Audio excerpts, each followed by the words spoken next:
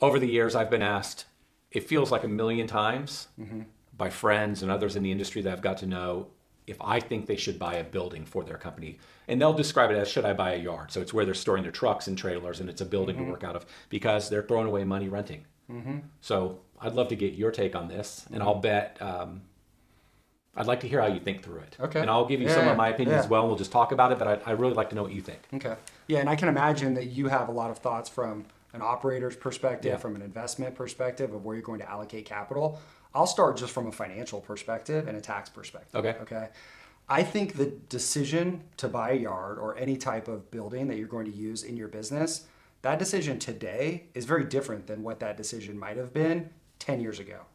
And the reason for that is because of the interest rate environment. Okay, so Makes sense. as you know, interest rates were ultra low, really distorted in a fashion distorted post the global financial crisis. And now interest rates are much more normal. Yeah. They're high. People think they're artificially high. They're kind of back to what they've trended at. I mean, the only time interest rates were lower in terms of the 10-year U.S. Treasury bond was the global financial crisis going all the way back to 1966. Okay, so long-winded approach, but if you were trying to make this decision 10 years ago and capital or interest rates are really low, capital's cheap, then it makes more sense to actually acquire that property. Okay, because if you acquire the property and you do it in a separate LLC to not only limit your liability, but also for tax planning purposes, what I mean by that, and you probably are familiar with this, so let's say you buy a building, okay?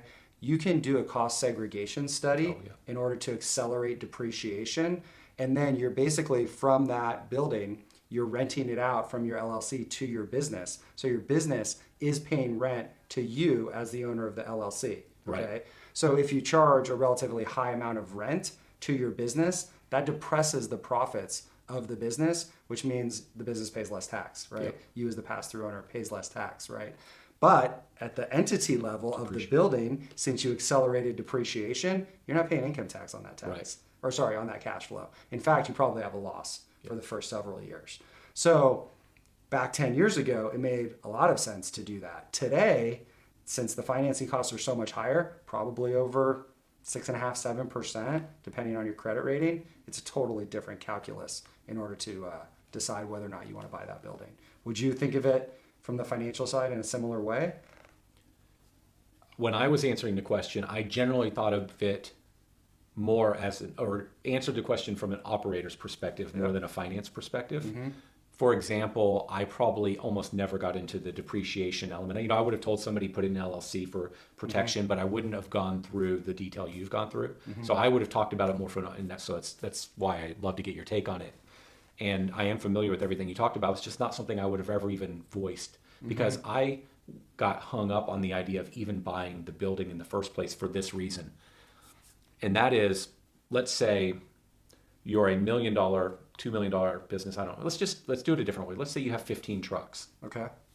And whatever size that is, you've got enough money to go out and buy a facility that will get you to, call it 30 trucks. Okay. You have now locked yourself in. You've created a constraint. And in my mind, as you're building this thing, you've got this sunk cost now, this investment that is your building, they'll support 30 trucks. Do you, at some subconscious level now, keep yourself from growing the greatest asset that you've ever created in your life, your business, which is going to be worth far more than a piece of real estate? Do you limit that business because you've got this 30 truck constraint? The friction. And there's just lots of little things like that that just, they change decisions. It's, it's not the same, but to me it's similar. It's the individual that extracts too much money out of their company in the early days and they create a big lifestyle. Yep. And so now they can't give up the house and the cars and the stuff, and that you don't think anything about the meaning of that decision, but it's very meaningful in that it impacts how you now invest in the business. You can't invest in the business in the same way. So every dollar that is extracted out of the operation of the business to buy real estate, and every minute of your brain power that's distracted by something else is pulling away from the growth of that organization. So I used to answer the question simply that way. That's it. Yeah. But here's that's a fascinating. I mean, it is a very different approach, and those are extremely valid. And those subconscious factors, that's fascinating to me. I just so it's believe that accurate. stuff. Yeah. But the reason I wanted to ask you the questions, I know people are interested, but there's this other problem because what I worry about when I give advice is I want to give accurate advice. Absolutely. I'm very concerned with being accurate. And so there's nuance to every question. And I also know the stats, and most people don't actually build an asset that can be sold. They tell themselves a story that someday I will sell this thing, but they never have built it to a place it could really be sold. Or if it's sold, it's not really sold for an amount that they could live on or retire on. Right. And the data, as I had heard it over the years, was a pretty small percentage of businesses are actually sellable. And so the individuals that benefit, that come out okay, it's generally actually their real estate. Right. So how do you reconcile that when you're giving advice? My advice would be, hey, are you capable of building a bigger business that's going to be worth millions of dollars that truly could be sold, that you could take the money off the table? Everybody's going to say yes, or a lot of people. Right. If that's true, don't buy real estate. Right. A lot of overconfidence bias in there. Yeah, exactly. Are you the kind of individual that's not capable of building a bigger business and and can never turn into anything that could be sold? Nobody's going to say no, but if you're going to say no to that, buy the real estate. That's kind of how I've thought about it. It's not a bad framework, right? Yeah. Although no one will admit that. Nobody would, and that's why I feel if I have to pick sides, I take the side of, hey, let's just go all in on the business. Right. And I want you to get your take. I'll say one other thing. Yeah. I've also thought over the years about and whether or not it's a good or my brain's going in 20 directions here. There's been a lot of examples of major named businesses. I'll think of like movie theaters or restaurants that have taken the strategy of selling off their real estate and they're just operators of that thing. That's the only thing they work. And for some, that's a good strategy. Where I got distracted is I can also think of some that private equity has invested in, they've sold off all the real estate, and now they've got a disaster of a business. And so I can talk both angles on that one, but my argument there is I've seen some very strong operating companies that are very big companies who don't own a real estate portfolio, let's call it opposite of, say, a McDonald's, and it's been a phenomenal decision for them. So you could argue both sides of this. I can point to companies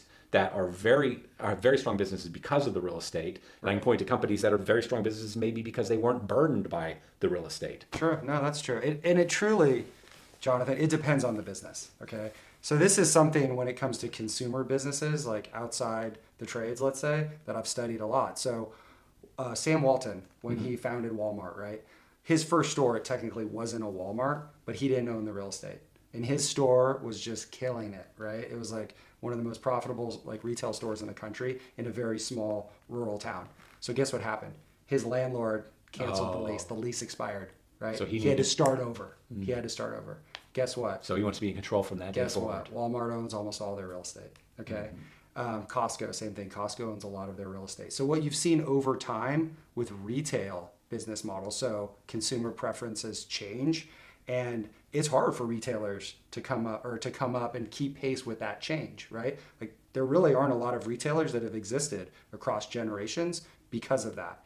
And so if you don't own your real estate, you're surely not going to survive because real estate over time has been a better business than a consumer-driven retail model that has tended to change over time. So the companies that have been more durable are the ones that own their real estate, some of which you mentioned, McDonald's, for instance. Yep. Okay. So the trades obviously is a different situation. You're buying a totally different kind of real estate. Right? Yeah. And so what I would say as it relates to that though, and what's transpired over the past 40 years is that guess what? In 1981, the Fed funds rate was over 20% as Paul Volcker was breaking the back of inflation. Yep. Okay. And so rates have gone from 21% to 0% over that disinflationary period.